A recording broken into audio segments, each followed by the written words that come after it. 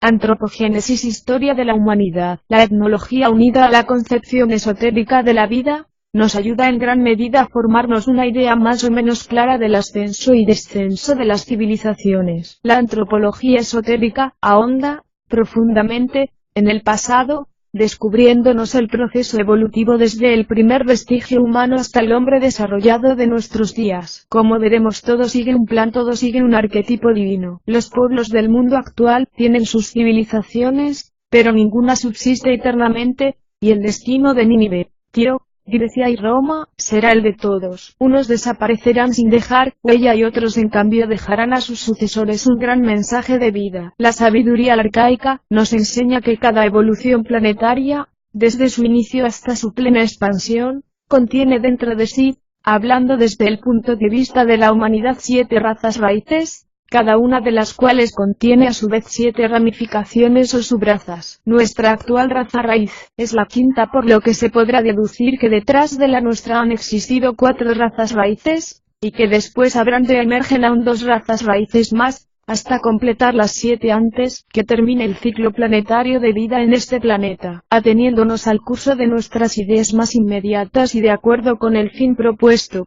podemos decir que cada tipo de raza, con sus respectivas subrazas que van apareciendo cíclicamente en la Tierra, tiene el noble empeño de revelar un concreto y claro arquetipo, de acuerdo con arquetipos universales. El método que utiliza el ocultista avanzado para poder estudiar e investigar clara y objetivamente lo que ha sucedido en el remoto pasado, consiste en el desarrollo de la capacidad superior, que le permite entrar conscientemente en la memoria del logos planetario. Registros acásicos. Los registros acaicos es la memoria de la naturaleza, donde está almacenado todo el recuerdo de los tiempos. Estos registros se encuentran en los planos superiores, donde todo iniciado de cierto grado le es permitido acceder. Maestros e iniciados de generaciones pasadas y presentes han descubierto así los anales de la Tierra, leyendo en el archivo de la memoria del Logos, el gran caudal de conocimientos reunidos, que de este modo forman parte de las enseñanzas esotéricas. Lo que hoy conocemos como ser humano, ese ser tan sofisticado, cultivado, sensible, inteligente, creativo, y física, emocional, mental y espiritualmente concebido, es el resultado indudable de millones de años de evolución. Pero ¿cuál fue su nacimiento, su razón de existir, cuál su desenvoltura, y cuál su meta o desarrollo final? Porque al igual que una semilla, contiene dentro de sí toda la información, y todo el potencial latente todavía, así el ser humano también fue semilla y sus frutos pronto dejarán ver la hermosura de su divina flor, para la cual toda la ingeniería evolutiva de nuestro planeta trata de hacerla emerger. Veamos ahora cuáles fueron sus inicios y cuáles sus desenlaces, época tras época, raza tras raza, y pronto comprenderemos cuán sabia es la divina providencia. Las razas o evoluciones humanas son: primera, la raza protoplasmática; segunda, la raza hiperbórea; tercera, la raza lemur; cuarta, la raza atlante; quinta, la raza aria, la actual, compuesta por todas las razas presentes; sexta, la futura raza, en incipiente formación; séptima, la última raza, el perfecto hombre divino. Primera raza raíz, la protoplasmática. Situación: la ubicación geográfica de esta raza estaba situada en la llamada Isla Sagrada e Imperecedera. La razón de este nombre es que, según se afirma, esta isla sagrada nunca ha participado en la suerte de los otros continentes, por ser la única cuyo destino es la de durar desde el principio hasta el fin del Manvantara, un ciclo cósmico pasando por cada ronda. Es la cuna del primer hombre y la morada del último mortal divino, escogido como un sista para la semilla de la humanidad. Muy poco puede decirse de esta tierra misteriosa y sagrada, excepto quizás, según una poética expresión de uno de los antiguos comentarios que dice, que la estrella polar fija en ella su vigilante mirada, desde la aurora hasta la terminación del crepúsculo de un día de gran aliento. Este día del gran aliento es llamado en la India un día de Brahma, que equivale en días terrestres a 8.640 millones de años. La primera raza raíz ocupó probablemente la región que hoy denominamos Asia del Norte, Groenlandia, Islandia, Noruega y Suecia, así como el extremo norte de Siberia. La isla sagrada a la cual se ha hecho referencia, está situada sobre el casquete polar norte, y todavía existe pero en estado etérico en los planos sutiles de la cuarta dimensión. Estructura. Esta raza no tenía envoltura física y estaba constituida totalmente de materia etérica,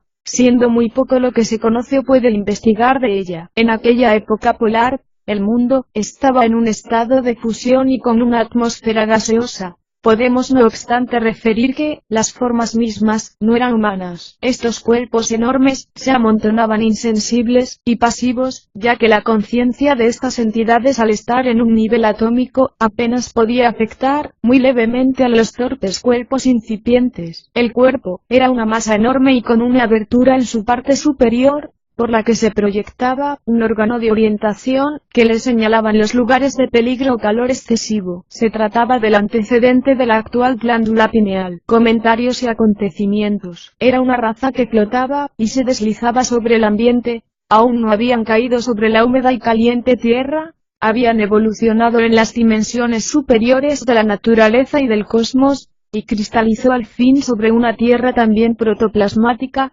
después de muchos procesos evolutivos surgidos desde su germen original ubicado en el caos, en el Magnus Limbus, en el Iliaster del mundo. En esta raza raíz no se puede decir que tuviera subrazas concretas o definidas, aunque sí es verdad que había 7 etapas de crecimiento. Los primeros cuerpos construidos, de proyección netamente lunar, aparecen sin carácter de sexo, andróginos. En estos hombres primitivos, existen únicas y bien definidas funciones, la alimentación y la respiración. Toda la conciencia se halla centralizada en estas actividades básicas. El iniciado que investiga esta raza se conmueve al contemplar el trabajo que realizan cierto tipo de devas, ángeles, construyendo el proceso de estructuración de las formas, y enseñando a aquellos primitivos seres, semilla de la humanidad terrestre, a comer y a respirar. Poco a poco iban apareciendo los 5 sentidos, la vista, el oído, el olfato, y más adelante, el gusto y el tacto. Estos sentidos, cuya desenvoltura exige edades, son aperturas de la vida interna hacia el exterior. Al final de la 7ª subraza de la primera raza raíz, el ser humano, posee un contorno definido y estructurado, pero tosco y desproporcionado. Segunda raza raíz, la hiperbórea. Situación. Esta raza residió en el segundo continente hiperbóreo, el cual ocupaba el actual norte de Asia, Groenlandia, Suecia, Noruega, y se extendía por el suroeste hasta lo que es hoy Inglaterra. El clima era tropical con gran vegetación. Hiperbóreo fue el nombre dado por los griegos más antiguos a la lejana y misteriosa región donde Apolo viajaba por tradición cada año. Astronómicamente, Apolo es, por supuesto, el Sol, el cual, abandonando sus santuarios helénicos, gustaba de su lejano país, donde se decía que el sol nunca se ponía durante la mitad del año. Las sombras nocturnas nunca se extienden en ellas, dicen los griegos, pues es la tierra de los dioses, la mansión favorita de Apolo, el dios de la luz, a sus habitantes con sus sacerdotes y servidores queridos. Esto puede considerarse ahora como una ficción poética, pero entonces era una verdad poetizada. Estructura. Las primeras subrazas de la segunda raza raíz, poseían ya ciertos perfiles semihumanos. Fluctuaban, se deslizaban, y ascendían sobre los espléndidos bosques tropicales. Empezaron a desarrollar el germen de la sensibilidad y a experimentar ciertas modificaciones emocionales en la conciencia embrionaria, que se iba estructurando. Es el primer síntoma de conciencia sensitiva, que se eleva por encima de la rudimentaria conciencia física. El cuerpo físico aparece ahora, en la cuarta subraza, mucho más estilizado aunque gigantesco, alcanzando alturas de 3 y 4 metros, en la Biblia se hace mención fugaz de estos gigantes en el Génesis 6, 3.4, donde dice textualmente, en aquel entonces había gigantes en la tierra, aunque realmente se referían a los lemures, la tercera raza raíz, ya que lo menciona justo antes del diluvio, que tuvo lugar en la cuarta raza raíz, o Atlante. El ambiente circundante es realmente hostil y el cuerpo ha de ser extraordinariamente fuerte para poder sobrevivir a la espantosa lucha cotidiana contra los elementos y los gigantescos y agresivos animales, reptiles en su mayor parte, que les disputan la posesión de la tierra. Comentarios y acontecimientos. La sensación constante del peligro inmediato y la tremenda necesidad de una inminente y adecuada réplica, constituye el primer síntoma de acercamiento entre sí de los hombres animales. Se les ve constituyendo núcleos y pequeñas comunidades en donde impera la ley del más fuerte, y se alimentan de los despojos de los animales muertos y aún de los de su propia especie. Al finalizar la raza, ya en sus últimas etapas, la columna vertebral se ha elevado constituyendo una vertical sobre la horizontalidad del suelo. En este sagrado punto de experiencia humana, se construye definidamente el chakra Muladhara, el depósito de fuego de Kundalini, y ya no se arrastra sino que camina. Las dos primeras grandes razas raíces aparecidas en la Tierra, crearon los matices físicos y emocionales de la humanidad, y su desarrollo en el plano de la evolución terrestre, se pierde en la lejanía del tiempo, por cuanto estaban de alguna manera todavía vinculadas, subjetivamente, con la evolución del esquema lunar. Estas dos razas tenían el mensaje lunar en forma de dos definidos átomos permanentes, el físico y el astral. El átomo permanente mental o unidad mental aparecería mucho más adelante como una aportación netamente solar, y entró en actividad por la directa intersección de los señores de la llama, seres extraplanetarios, altamente evolucionados. Con esto queremos indicar que lo que realmente llamamos hombre, como un ser inteligente o superior, solar, no aparecerá hasta la tercera gran raza raíz, la Lemur. Es esta la razón por la cual algunos tratados esotéricos empiezan a contar la historia del hombre desde la tercera raza Lemur, como si fuera la tercera raza raíz, la Lemur. Situación: proponemos llamar Lemuria al tercer continente. Este nombre es una invención o una idea de Mr. P. 50. Sclater, quien entre 1850 y 1860, confirmó con fundamentos zoológicos la existencia real, en tiempos prehistóricos, de un continente que demostró, se extendía desde Madagascar a Ceilán y Sumatra, incluidas algunas partes de lo que ahora se llama África. Este gigantesco continente, que se extendía desde el Océano Índico hasta Australia, ha desaparecido por completo bajo las aguas del Pacífico, dejando aquí y allá solamente algunas de las cumbres de sus montes más elevados, que en la actualidad son islas. Su antiguo nombre fue Salmali. Estructura: esta raza estaba constituida, al principio por tipos hermafroditas de alta estatura, frente deprimida, nariz chata, mandíbula saliente y abultada de piel oscura. La separación paulatina de los sexos en estos seres que ya poseían una rudimentaria forma física, se produjo tras 18 millones de años de existencia, en lo que actualmente denominamos período jurásico del secundario, o edad mesozoica, el período de los reptiles, como a veces se lo llama. Al final del período lemuriano, el hombre comenzó a desarrollar una sólida estructura ósea. Hasta la tercera subraza, solo poseían un ojo en la mitad de la frente, después llamado tercer ojo, y posteriormente dos ojos, aunque hasta la cuarta raza raíz, no se convirtieron en verdaderos órganos de visión. El recuerdo del tercer ojo persistió, por supuesto, en el relato griego de los cíclopes de un solo ojo. Reproducción. La reproducción en esta raza raíz se puede dividir en dos fases. Primera, en la tercera y cuarta subraza de esta tercera raza raíz fue por generación, produciendo seres hermafroditas. Entonces cada individuo tenía los órganos sexuales masculino y femenino totalmente desarrollados, y se reproducían mediante el sistema de gemación, es decir, cada ser eliminaba de sus ovarios, mediante el menstruo, cada determinado tiempo, un óvulo desarrollado, colocado en un ambiente especial, dentro en su interior gestaba una nueva criatura, y al fin, cuando la criatura salía, se alimentaba de los pechos del padre-madre. El acto sexual no existía, porque cada individuo era completo por sí mismo. Segunda, en la quinta subraza el óvulo ya quedaba dentro del cuerpo, y en la sexta y séptima ya se generalizó el acoplamiento entre sexos distintos. Esto sucedió en la época postlemúrica. Se vio claramente que algunos niños nacían con un órgano sexual masculino más desarrollado que el femenino o viceversa. Tal proceso se fue haciendo cada vez más notorio hasta que al fin sucedió que nacieron niños unisexuales, varones o hembras. Pero este proceso de división en sexos opuestos se realizó a través de varios millares de años, no fue de la noche a la mañana. La extracción de sexos opuestos. Cuando ya vino la división total en sexos opuestos, se necesitó de la cooperación para crear. El menstruo siguió existiendo en la mitad femenina,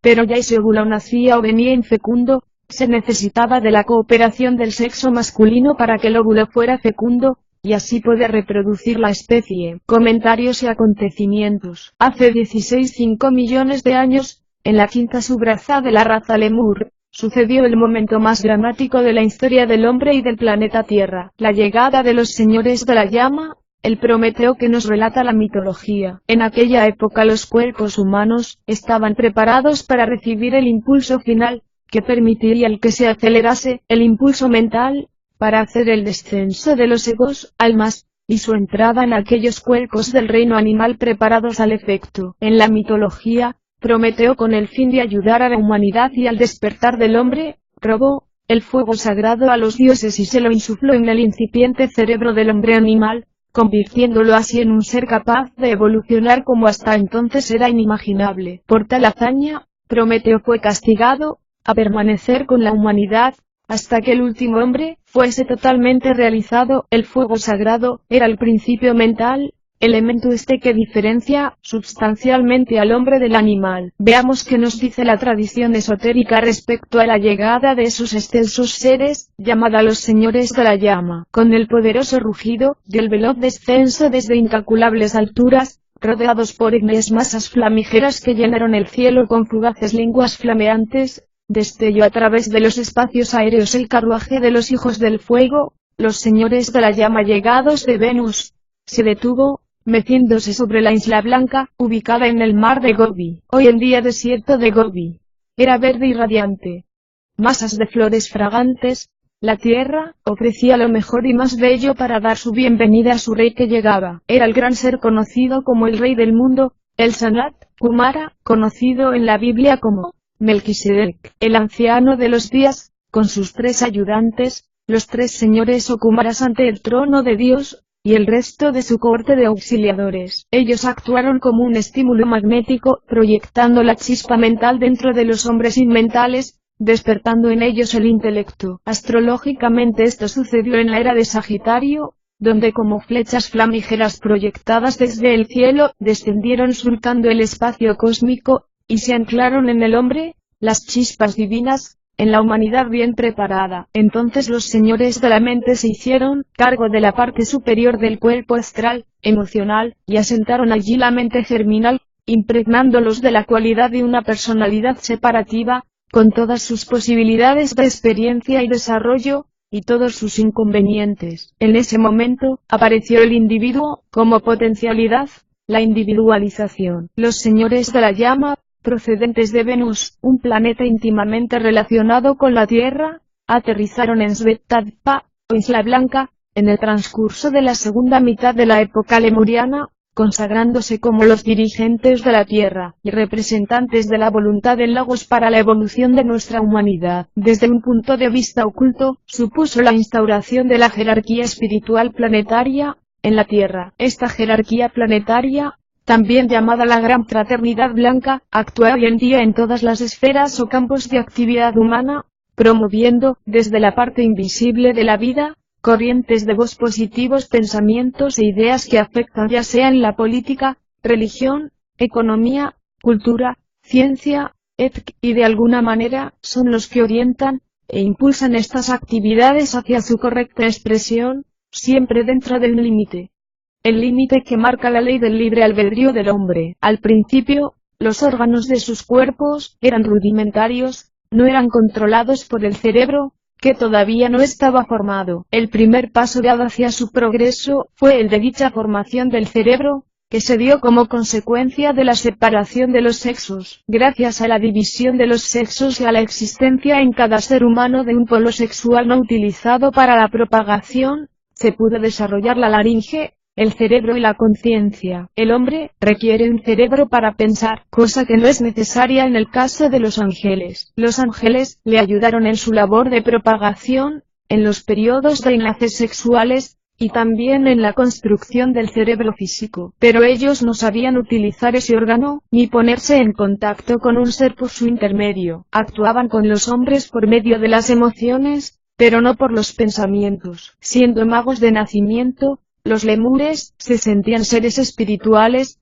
y su línea de evolución se centraba en la conquista de conocimientos materiales. Cuando se conducía a los componentes más avanzados de la raza a los templos de iniciación establecidos por los Kumaras venusianos, se les enseñaban las leyes de la naturaleza y los hechos relacionados con el nivel físico de la materia, y se fortalecía su voluntad, al tiempo que se educaba su memoria. El trabajo creador que los lemures llevaron a cabo bajo la dirección de los preceptores venusianos, se dirigió fundamentalmente al reino animal y vegetal, orientándose por su conciencia interna pictórica o especial clarividencia primitiva, que se perdió, como hemos visto, cuando el hombre mezcló las sangres de las familias y desarrolló la conciencia del plano físico, la mente y el intelecto. En ese punto, comenzó a tomar sus propias decisiones, y se independizó grandemente de la tutela de los ángeles, llevando el acto generador o sexual a término, cuando lo creía conveniente. Progresivamente su conciencia física se fue agudizando, llegando a su total desarrollo hacia el final de la época Atlanta. En ese momento, empezó a hacerse consciente de la muerte, debido a la interrupción de conciencia en el tránsito del mundo físico a los planos menos densos. En este orden de cosas, el plan de evolución de nuestro esquema había establecido que el hombre entrara en posesión de la conciencia individual, de Y a finales de la época Atlante, pero ocurrió que, por la intervención de unos seres similares a los ángeles pero de distinto desarrollo, designados como espíritus lucíferes o portadores de la luz, pertenecientes a una evolución angélica concreta, la cual no siguió las mismas líneas de la mayoría, y requerían en aquellos momentos, para su desarrollo ulterior, de un cuerpo mental y órganos cerebrales. Pero no poseían estas condiciones, ya que los ángeles nunca tuvieron un cuerpo denso. Necesitaban los órganos mentales como los que el hombre poseía, sin saberlos utilizar todavía, para poder expresarse y adquirir nuevos conocimientos. En consecuencia, los lucíferes se manifestaron en la conciencia pictórica interna de algunos lemures, los más avanzados en su capacidad imaginativa introspectiva, que eran las mujeres, ya capaces de distinguir sus propios órganos físicos, e introduciéndose por su columna vertebral a través de la médula, reclamaron fuertemente su atención hacia sus cuerpos físicos, de tal manera que llegó un momento en que la mujer lemur pudo percibir a los espíritus lucíferes enroscados en su médula, y de allí procedió posteriormente la leyenda de la serpiente tentadora y su enemistad con la mujer. Los lucíferes eran capaces de ponerse en comunicación con los hombres debido a lo especial de su desarrollo, en tanto que el resto de los ángeles no lo podían hacer y solamente lo manejaban, pero sin establecer contacto consciente con él. Por lo tanto, los lucíferes eran unos seres muy excepcionales en aquellos momentos, ya que eran los únicos que podían ponerse en relación consciente con el hombre y transmitirle conocimiento. Esta transmisión no se hallaba, por supuesto, incluida en los planes de la jerarquía planetaria, pero como quiera que sea, optaron por no intervenir en aquel proceso, y los lucíferes dieron al hombre una serie de conocimientos a cambio de actuar por su través y adquirir así experiencias, en una especie de simbiosis y de intercambio de facultades. Los lucíferes aportaron al hombre el conocimiento de lo que significa ser una entidad separada y autónoma, y consiguientemente la libertad de juicio y de acción. Así los hombres se hicieron semejantes a los dioses, ya que solo los seres en posesión de una individualidad son capaces de hacer distinciones opcionales entre el bien y el mal. Asimismo les enseñaron a liberar sus cuerpos astrales del control de los arcángeles, y a partir de ese momento, fueron capaces de sentir la atracción sexual por sus compañeros del otro sexo en cualquier momento, y consiguientemente, de reproducirse a voluntad, cuando y como quisieran, y sin intervención de los ángeles. Así, las mujeres fueron tomando cada vez mayor conciencia de sus cuerpos, de sus formas físicas, y de la de los hombres, transfiriéndoles este conocimiento. Los lemures fueron independizándose de la supervisión de los ángeles y arcángeles, en tanto su conciencia se enfocaba progresivamente más en el exterior, y las primitivas representaciones internas en forma de cuadros más o menos abstractos y coloreados, fueron sustituyéndose por representaciones cada vez más exactas del mundo físico que le rodeaba. Llegado a este punto de nuestros estudios, sería conveniente matizar la diferencia sustancial que existe entre Lucifer, lucero de la mañana, y Satanás o Aimán, el gran dragón, el príncipe de la magia negra. Existe una gran confusión que hay que destacar y es aquella que identifica a Satanás con Lucifer. Lucifer, o mejor dicho, los ángeles luciferinos, ya que Lucifer no es una entidad concreta, fueron y son una familia concreta de ángeles de determinada evolución que en un momento muy concreto de la evolución humana, hicieron contacto con nosotros y nos estimularon en grado sumo, el intelecto,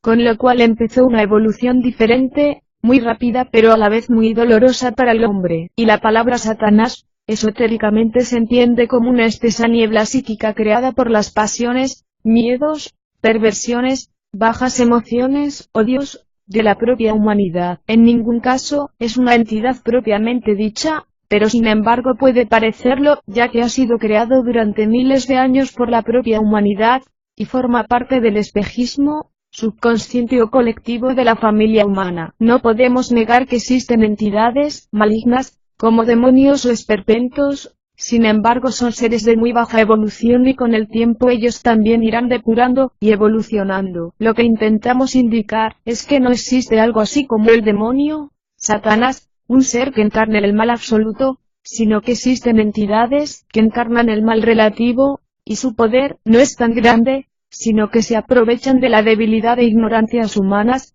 para ejercer su limitado poder. Con el tiempo, y cuando haya mucha más luz en el planeta, esta terrible fantasmología se irá diluyendo como el hielo expuesto al sol. Continuemos. El hombre influido luciferinamente se sintió capaz de emitir juicios y de establecer él mismo las normas que habrían de regir las relaciones con su entorno y con sus semejantes, pero dado que ahora era prácticamente inconsciente de los planos internos o superiores, que son la matriz de todas las causas y la fuente de toda realidad, se vio a menudo engañado por las apariencias del mundo físico, y sobrepasado por los impulsos de su propio cuerpo astral, con lo que aparecieron sus errores de comportamiento y la idea del pecado, y con los errores vinieron las consecuencias de los mismos en forma de karma. Ahora, debemos precisar que de todos los fenómenos descritos al tratar la raza lemúrica, no tuvieron lugar en todo el conjunto de sus componentes, sino tan solo en algunos miembros elegidos, aquellas transformaciones que implicaban cambios muy considerables. Estos miembros escogidos constituyeron el precedente de la siguiente raza raíz, la Atlante,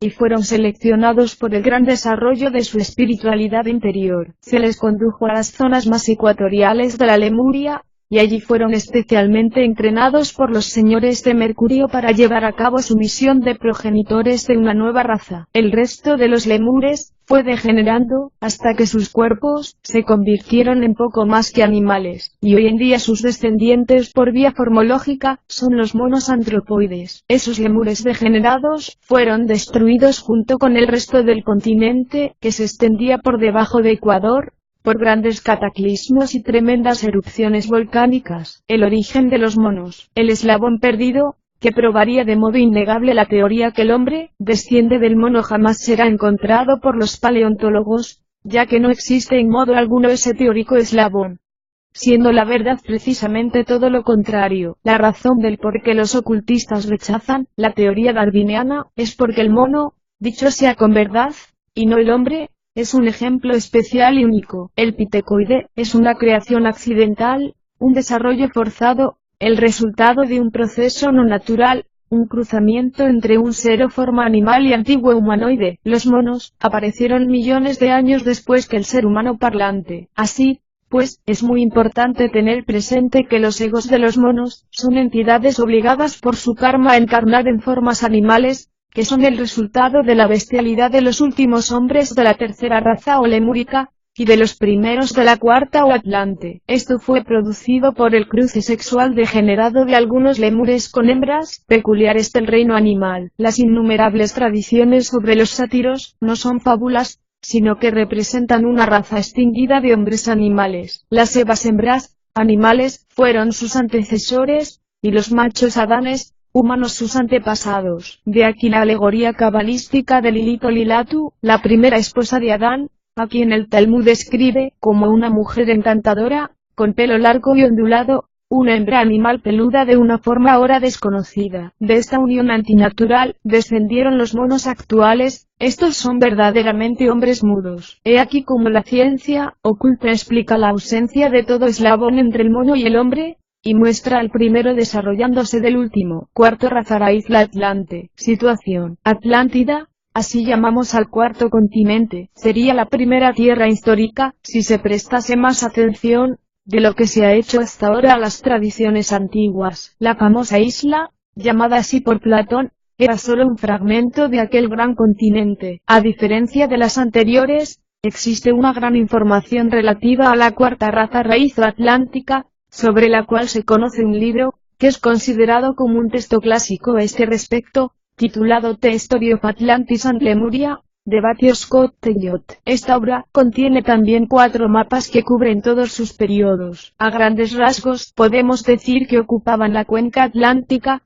desde unos 50 de latitud M, hasta unos pocos grados al sur del Ecuador. Estructura. La apariencia de los primeros atlantes era muy distinta de la actual. La estructura de los últimos lemures, directos precursores de los atlantes, era muy parecida a los primeros atlantes. Sus ojos eran pequeños y parpadeantes, sus cabellos lacios y de sección circular, sus orejas se separaban mucho de la cabeza y nacían mucho más hacia atrás que en la actualidad. En conjunto su imagen queda reflejada con bastante aproximación en la iconografía azteca y maya. Todas estas condiciones fueron variando muy sustancialmente, y al llegar a la quinta subraza, la semita, su apariencia externa era muy parecida a la de los arios, nuestra actual raza, afirmándose, por parte de algunos autores, que incluso ya en los últimos pertenecientes a la tercera subraza o tolteca, se asemejaban al llamado hombre de Cromañón, que constituye uno de los ejemplos más perfectos del ser humano en su aspecto físico. Descendientes de los toltecas, fueron los primeros pobladores de Egipto, que luego se fusionaron con una rama aria procedente de la India. Comentarios y acontecimientos. Una vez fue destruido completamente el continente lemúrico, por sucesivos cataclismos de origen fundamentalmente volcánico, surgió en su lugar un nuevo continente, el denominado Atlántida. Como ya vimos en la tercera raza, la intervención de los espíritus luciféricos precipitó una serie de acontecimientos, y como el hombre se vio prematuramente dotado de una individualidad cuyo significado y verdadero valor ignoraba, y con la que no sabía cómo comportarse, los sucesivos errores cometidos por falta de madurez y de criterios apropiados, generaron una masa de karma que forzó a posponer la entrada en vigor del nuevo impulso hasta la siguiente época, la aria, y aún en ella, el impulso crístico, que debiera haber sido infundido durante la época atlante, no fue correctamente asimilado por una humanidad demasiado desviada por la influencia luciférica. Los vehículos sutiles, cuerpos internos, de los atlantes primitivos, no eran concéntricos con el cuerpo físico, como en la actualidad. La cabeza del cuerpo etérico se encontraba fuera del físico, situada bastante por encima. El punto negro que representa para el clarividente el asiento del alma, entre las cejas, no coincidía con su contraparte etérica. De la misma forma, sucede en los animales actuales. Como consecuencia de ese distanciamiento, su poder de percepción era mucho más preciso en los planos internos que en el físico, con su atmósfera neblinosa y pesada. En el último tercio de la época atlante, ambos puntos coincidieron, y se consiguió la perfecta conciencia del plano físico, pero a costa de la pérdida de la percepción de los planos más sutiles. En los comienzos de su época, el Atlante no percibió con claridad los contornos de las cosas, pero captaba su forma etérica y astral, e identificaba sus atributos de manera inequívoca. Con la pérdida de la percepción interna, todas esas posibilidades desaparecieron, lo que lo dejó en un estado de cierta indefensión. A continuación daremos los nombres junto con algunos sucesos de las 7 subrazas de esta cuarta raza raíz. 1. Tramoals. 2. Tlavatlis. 3. Toltecas. 4. Turanios. 5. Semitas, originales. 6. Acadiana. 7. Mongólica. Al principio, apenas poseían una memoria recién establecida, como fruto de los últimos pasos de la evolución mental de los lemures, que ya les habían permitido sentir y expresar algunos sentimientos artísticos y espirituales elevados, que les condujeron, como vimos, a realizar gigantescas construcciones de tipo religioso que nunca utilizaron como viviendas, como la famosa y grandiosa Shambhala, erigida por los lemures. Por la vinculación de estos primeros atlantes con las fuerzas de la naturaleza, los sonidos emitidos por ellos, al igual que sucedían con los lemures, actuaban sobre las cosas o seres designados. Era un lenguaje dotado de un poder auténtico, capaz de ejercer un efecto curativo, estimular el crecimiento de las plantas o domar un animal salvaje. En las sucesivas subrazas esta capacidad fue disminuyendo, hasta llegar a disiparse por completo. La utilización que los modales daban al lenguaje era muy cuidadosa, y provista de un sentido religioso, ya que ellos apreciaban el espíritu divino latente en todas las formas de la creación. Más adelante comenzaron a tomar conciencia de sí mismos como entidades autónomas y separadas. Con ello vino la autoestima y el germen del orgullo personal. Los que habían desarrollado de forma más perfecta la memoria, y eran capaces de recordar experiencias pasadas, valorándolas y estableciendo comparaciones con el presente, fueron muy estimados, ya que en aquel tiempo no actuaba la mente concreta, razonadora y elaborada de criterios, juicios, y solucionadora de problemas. Las dificultades habían de afrontarse en base a experiencias similares del pasado. De esta forma, las propias acciones de estos adelantados se fueron registrando en la memoria de sus coetáneos, estableciéndose un rudimentario culto a la tradición. La memoria del grupo comenzó a establecer una conciencia de unidad grupal, que sería el precedente de la idea de patria. En la tercera subraza de los atlantes, los dirigentes más poderosos fueron sometidos al proceso de iniciación, en el sendero de aceleración evolutiva, con objeto de dar a sus facultades un alcance más completo y servir así de pauta a sus congéneres. Con un desarrollo muy completo de la memoria, y con el establecimiento del culto a las personalidades relevantes, llegó un momento en el que aparecieron la ambición y el orgullo, basados en el poder personal y en las facultades que este pueblo poseía para operar sobre las fuerzas de la naturaleza. La cuarta subraza de la Atlántida fue la más degenerada. En ellos fructificaron las primeras semillas del mal, ya apuntadas en las dos subrazas anteriores, y así llegaron a entrar en contacto con las entidades representativas del mal cósmico, a los cuales brindaron su adoración los sacerdotes de los cultos negros de la Atlántida, que fueron proliferando por todo el continente como una gigantesca infección moral. El temor a la muerte es una de las grandes anormalidades, o distorsiones de la verdad divina, de las cuales son responsables los señores del mal cósmico inicial. Cuando las primitivas épocas atlantes surgieron del lugar donde habían sido confinados, y obligaron a que la Gran Logia Blanca se retirara temporalmente a niveles subjetivos, su primer gran acto distorsionador fue imponer el temor en los seres humanos, comenzando con el temor a la muerte. Desde ese momento los hombres han puesto el énfasis sobre la muerte y no sobre la vida,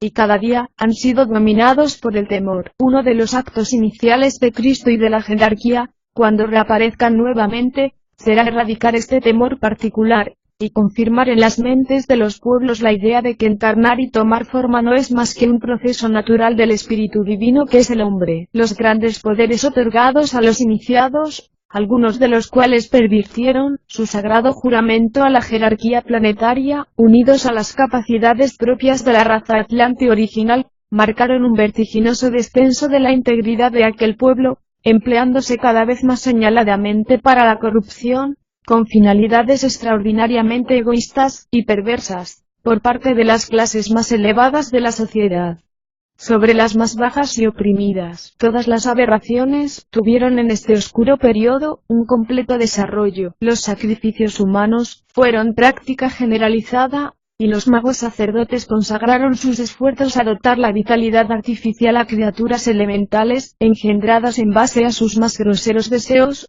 con objeto de utilizarlos como elementos de culto frente a sus más incultos súbditos, que creían ver, en aquellas repulsivas entidades semimaterializadas, dioses dignos de veneración, al menos por el temor que su repugnante presencia les imponía. Toda clase de prodigios fenomenológicos eran llevados a cabo por aquellos magos negros, que podían controlar a los devas menores y a los espíritus de la naturaleza. Así podían dotar de una falsa vida a las estatuas de piedra de sus monstruosos dioses, que bajaban de sus pedestales para devorar a los seres humanos que se les ofrecían en cruentos sacrificios, o promovían una inteligencia artificial en algunos animales, dotándoles del habla para que actuasen como sus intermediarios frente al pueblo, y exigiesen dádivas para sus sueños y sangre para su propio alimento, contra la amenaza de despertar a los dioses bestiales que les tenían aterrorizados. Todas esas iniquidades fueron consideradas por la jerarquía planetaria y los grandes preceptores de otros planetas, y consideradas como gravemente peligrosas para el futuro desarrollo del hombre, por lo que fue decretada la completa destrucción de esta raza profana. Tremendos terremotos hundieron así la mayor parte de la Atlántida bajo la superficie del mar, tras un gigantesco diluvio promovido por la condensación del vapor acuoso que integraba la atmósfera de Atlantis. Únicamente pequeñas extensiones meridionales del continente quedaron a salvo, y allí se desarrollaron las subrazas subsiguientes, a partir de algunos pocos sobrevivientes, cuidadosamente seleccionados por la jerarquía. Este gran diluvio corresponde, concretamente a lo que la Biblia ha venido a llamar el gran diluvio universal, perteneciente a una raza anterior a la nuestra, y Noé, siendo un gran iniciado y de gran pureza, representa al guía encargado de salvar a aquellos que habían sido justos. En los últimos restos de la Atlántida, denominados Poseidonis, que fue descrita por Platón, y con la atmósfera clara e iluminada por la luz solar, apareció la quinta subraza Atlante, destinada a ser el precedente de la próxima raza,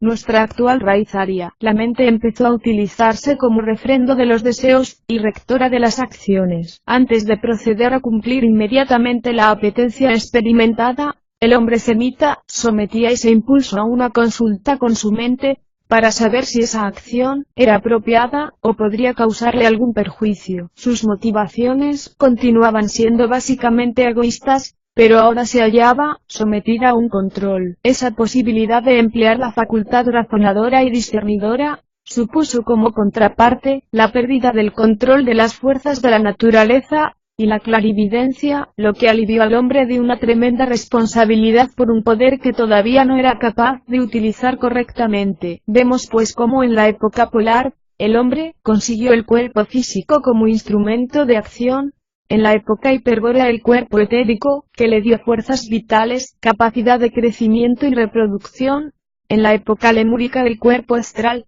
le dio el incentivo para la acción, y limitó el crecimiento, y así, en la época Atlante, el hombre utilizó la mente, recibida a mediados de la Lemuria, para que sus acciones se guiaran, no por impulsos emocionales, sino por determinaciones conscientes y responsables de índole intelectual. Ahora bien, la naturaleza astral, emocional, del Atlante, era muy poderosa, y la capacidad reflexiva apenas incipiente. Su interacción ocasionó una especie de compromiso favorable a la parte emocional, que se denominó astucia, es decir, la inteligencia puesta al servicio del interés egoísta. A finales de la séptima subraza, se sitúa lo que la ciencia llama el Homo sapiens, y el Neolítico. Las pirámides de los últimos atlantes se pueden observar con bastante precisión cómo manejaban, asistidos por otros seres de tipo extraterrestre, una desorbitada tecnología para su tiempo. Entre otros, las famosas pirámides primitivas fueron resultado de dicha tecnología,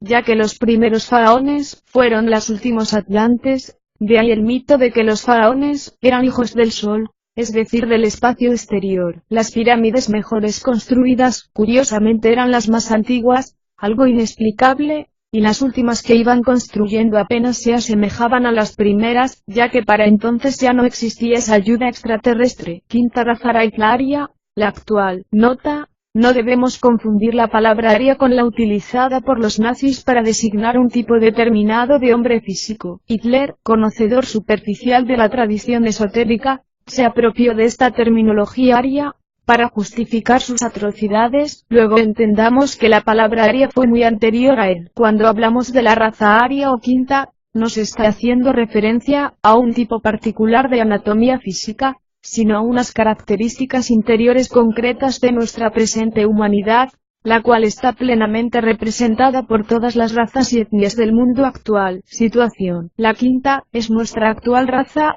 la aria. De los pocos semitas que permanecieron fieles a su espíritu guía y a su Manu, se originó esta raza raíz que geográficamente tuvo su foco de dispersión en el Asia Central. El quinto continente era América, pero como está situado en sus antípodas, los ocultistas indoarios mencionaron generalmente a la Europa y al Asia Menor, casi contemporáneos de aquel, como el quinto. Si su enseñanza siguiese la aparición de los continentes en su orden geológico y geográfico, entonces esta clasificación tendría que alterarse, pero como el orden sucesivo de los continentes se hace que siga el orden de la evolución de las razas, desde la primera a la quinta, nuestra raza actual, Europa, tiene que llamarse el quinto gran continente. Comentarios. Partiendo prácticamente de cero, los arios se vieron en la necesidad de elaborar toda una cultura, desprovistos de sus anteriores facultades psíquicas y de los antiguos y avanzados recursos tecnológicos de la precedente raza atlante, totalmente supeditados a un confinamiento en el plano físico,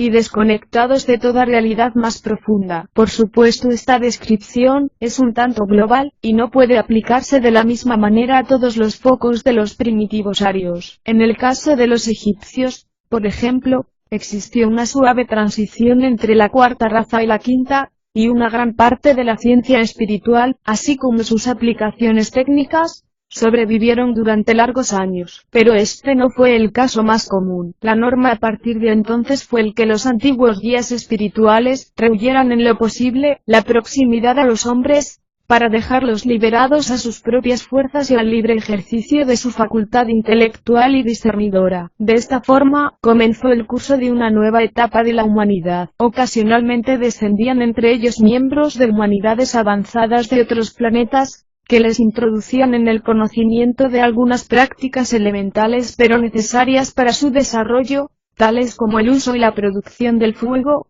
la manipulación de los metales, o los principios de la agricultura y la ganadería. Las subrazas que componen la raza aria son: primera, arios indios y uno de los tipos del antiguo Egipto; segunda, aria semita, babilonio, asirio, caldea; tercera, irania, persa, greco, latina; cuarta, céltica, griegos, romanos, Italia, Grecia, España, quinta, teutónica, eslavos, escandinavos, holandeses, alemanes, ingleses. Actualmente estamos en la quinta subraza, fraguando la sexta. Sexta se está desarrollando actualmente en el sur de los EU, y con el núcleo en California, y en Australia la australamericana. Séptima será la eslava, naciendo de Rusia y coincidiendo con los impulsos del signo entrante de Acuario. Estará dotada de un alto desarrollo espiritual. Esta civilización será corta, pero brillante. Después de varios milenios y al ir rehaciéndose la humanidad del gran cataclismo de la Atlántida,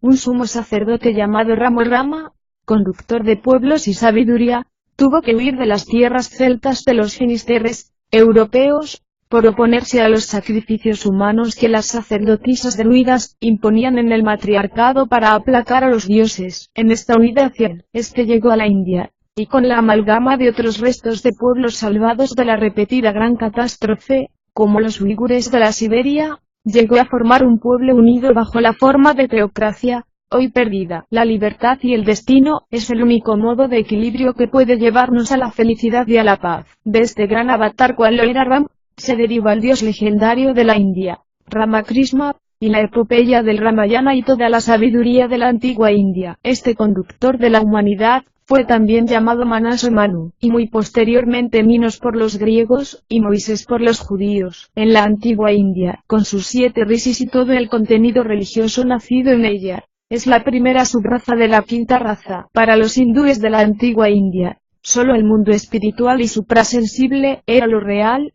En cambio, Maya o ilusión, era lo material. El contenido muy posterior de los Vedas, libros impregnados de un elevado conocimiento espiritual, no reflejan el aspecto original de las grandes doctrinas elaboradas por aquellos maestros de la más remota antigüedad. Esta antiquísima sabiduría había heredado algo de la cosmocidad de la cuarta madre patria perdida. Muy posteriormente viene lo que nos ha llegado escrito en sánscrito y que no es sino un débil eco de la India que más o menos conocemos hoy. Por otro lado, aquellos rishis saludaron y reverenciaron en Vishvakarman, el precursor que habría de venir a salvar el mundo, el Cristo. Ved el majestuoso verso profético del 19 Yars, En el Zend-Avesta, una segunda subraza, sucede aquella y que es llamada la Persia primitiva, cuyo centro irradiante era la antigua Persia. Hubo entonces una figura que dio una nueva y grandiosa forma al devenir humano. El hombre de esta excelsa figura sobrepasa el que después la historia le ha dado, aunque este último siguió el mismo y cercano espíritu del legendario gran iniciado Zoroastro. También en el antiguo Egipto,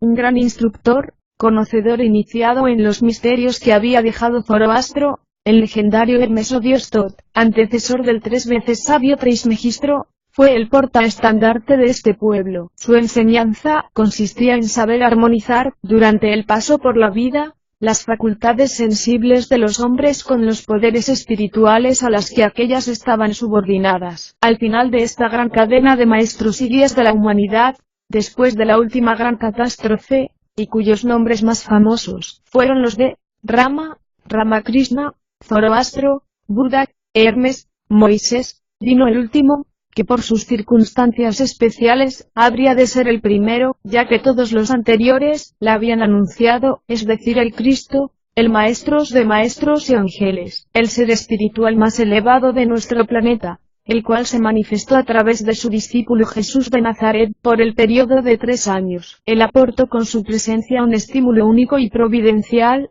abriendo la puerta divina a las iniciaciones superiores para la humanidad. Un suceso, como dijimos, trascendental. Nuestra actual quinta subraza nació alrededor del final del Imperio Romano y el comienzo del cristianismo, pero es en los siglos IV, V y VI, a partir del bautismo de Constantino, cuando la sociedad toma forma y cuerpo diferente a la anterior, en el modo de vivir y de comprender la vida. Steiner sitúa el avance de esta cultura desde los siglos citados antes, hasta el siglo XV en que tal civilización y cultura reemplazó la anterior grecorromana, tomando su savia del pensamiento de Grecia. Sexta y séptima raza raíz. La sexta será la raza denominada Nueva Era Acuariana. No obstante, componentes de esta inmediata futura raza, están naciendo en todos los países del mundo, introduciendo elementos totalmente nuevos en la constitución física, y especialmente psíquica, del ser humano. De la sexta subraza o americana, aparecerá la última raza, que unificará en sí las características de todas las razas precedentes, y cuyo color será parecido al café claro. En esta raza se hará realidad la gran fraternidad blanca. En resumen, las civilizaciones nacen y mueren desarrollando esta o aquella cualidad, pero el sentido de todo ello es la evolución, proporcionándonos mediante la reencarnación, campos de experimentación cada vez más amplios y superiores, hasta alcanzar la meta superior, la realización del ser, por la cual venimos a este planeta voluntariamente. Cronología de nuestro origen. Desde el principio de la evolución de nuestro sistema solar hasta nuestros días, han transcurrido aproximadamente 1955.885.000 años. Los reinos mineral, vegetal y animal, hasta el humano han requerido 300 millones años. El hombre actúa con autoconciencia desde, esto empezó en la tercera raza raíz o lemur, 18.618.000 años.